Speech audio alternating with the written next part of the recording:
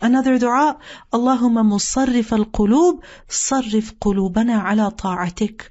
That, O Allah, changer of the hearts, direct our hearts to your obedience.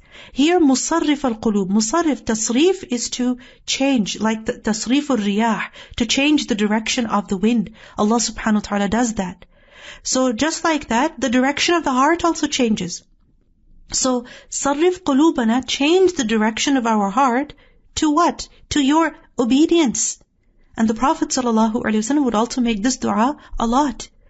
That my heart is always turning towards your obedience.